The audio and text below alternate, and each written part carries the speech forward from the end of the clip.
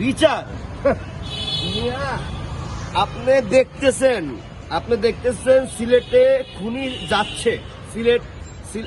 আচ্ছা, রেলওয়ের ইনচার্জ কি জানে না যে ওই রেল লাইনে কোন কোন পুলিশ আছে?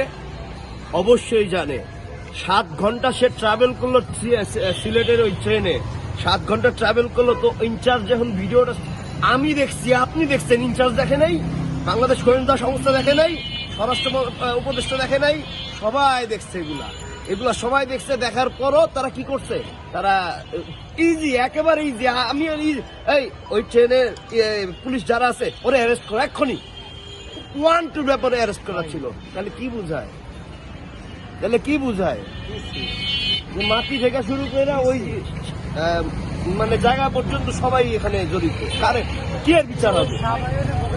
আপনি একটা মানুষকে খুন করছেন, একজন মানুষ যদি থাকে তাদের অ্যারেস্ট করা যায়, আর রাষ্ট্রীয় ভাবে যদি হাত থাকে তাহলে অ্যারেস্ট করবো কারে?